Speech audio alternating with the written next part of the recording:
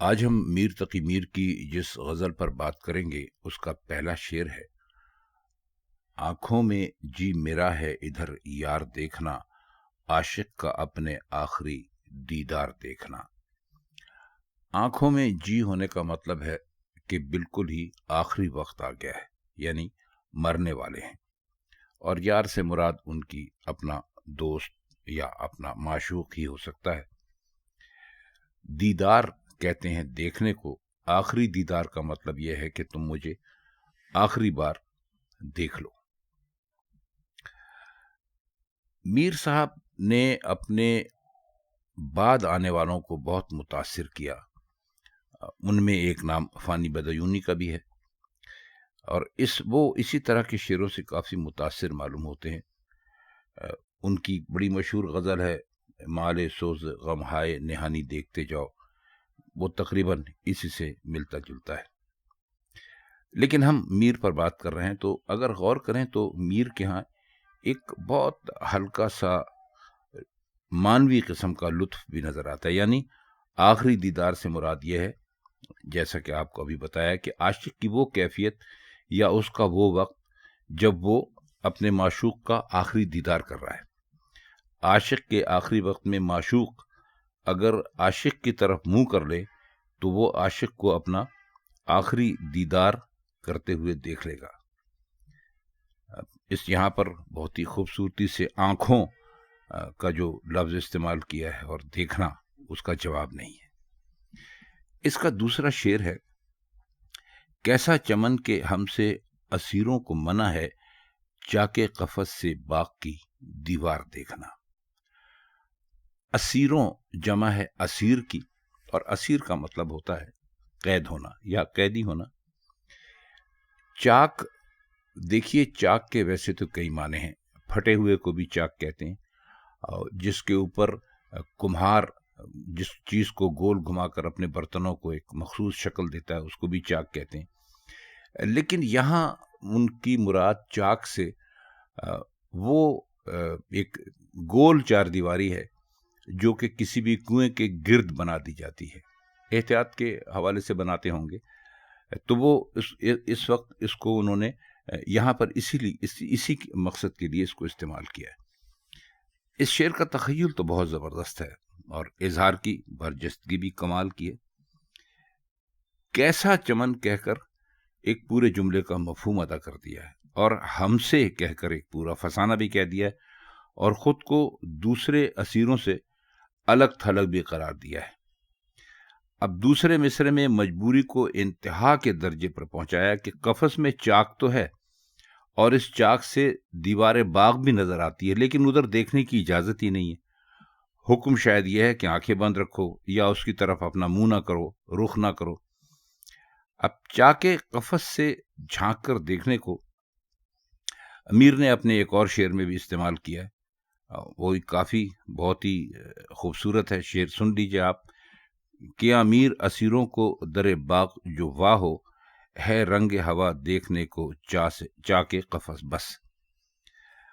اس میں کئی لوگوں نے اس قسم کے اپنے اشعار میں یہ سب کچھ استعمال کیا، لیکن میر صاحب کا تو جواب ہی نہیں، انہوں نے تو بہت ہی اعلیٰ طریقے سے ان الفاظ کو ان اشعار میں استعمال کیا ہے۔ اگلا شعر ہے کہ صیاد دل ہے داغ جدائی سے رش کے باغ، تجھ کو بھی ہو نصیب یہ گلزار دیکھنا۔ صیاد کہتے ہیں شکاری کو، ظالم کے معنوں میں بھی اکثر شعراء نے اس کو استعمال کیا ہے، اور گلزار باغ کو کہتے ہیں، یہ سب آپ اچھی طرح جانتے ہیں۔ آپ اس بات کو اپنے ذہن میں رکھا کیجئے کہ جب شعراء قفس یا چمن کی بات کرتے ہیں یا گلزار کی بات کرتے ہیں تو ان کی مراد وہ دنیا ہوتی ہے جہاں پر ان کو طرح طرح کے تجربات ہوا کرتے ہیں۔ اب اس کا پہلا مصرع تو چلیے کوئی خاص نہیں ہے، لیکن دوسرے میں جو ان کا بیان کرنے کی بات ہے بہت خوب ہے۔ اب اس میں بظاہر تو ایسا معلوم ہوتا ہے کہ صیاد کو دعائیں دے رہے ہیں، لیکن دراصل بد دعا دے رہے ہیں کہ تیرا بھی دل داغ جدائی سے بھر جائے۔ اب صیاد کی مناسبت سے رش کے باغ بہت خوب ہے، مرزا غالب نے بھی اپنے جگہ پہ یعنی ایک شعر میں یہ پرایا اختیار کیا ہے، بلکہ ان کے ہاں تو رنگ زیادہ شوق ہے. وہ شعر آپ کو یاد ہوگا: جس زخم کی ہو سکتی ہو تدبیر رفو کی، لکھ دیجیے یارب اسے قسمت میں اردو کی. یہ شعر ہم غزل، اس پوری غزل کی تشریح کر چکے ہیں. اگر آپ پیچھے جا کر اس کو دیکھیں گے، اسکرول اپ کریں گے، تو آپ کو یہ غزل بھی یہاں پر ضرور مل جائے گی. تو بہت اچھا اور بہت اعلیٰ شعر ہے، اس میں تو خیر کوئی دو رائے ہو ہی نہیں سکتی. اب اس کا آخری شعر ہے کہ گر زمزمہ یہی ہے کوئی دن تو ہم سفیر، اس فصل ہی میں ہم کو گرفتار دیکھنا. زمزمہ کا مطلب ہوتا ہے نغمہ، گیت، گانا، اور سفیر کہتے ہیں جو آپ کے ساتھ آواز ملانے والا ہو. تو یہاں پر آپ سفیر سے معنی لے لیجئے دوست، یا وہ جس کو مخاطب کر رہے ہیں ان کا کوئی غم گسار ہے، کوئی چارہ ساز ہے اس کو. اور اس فصل کا مطلب یہ ہے کہ اسی دوران، یعنی جو بہار کا موسم آیا ہوا ہے، اسی دوران، چونکہ شعرا بہار اور خزاں کی بہت بات کرتے ہیں تو اس لیے ہم آپ کے لیے یہ ہم پیش کیے دیتے ہیں.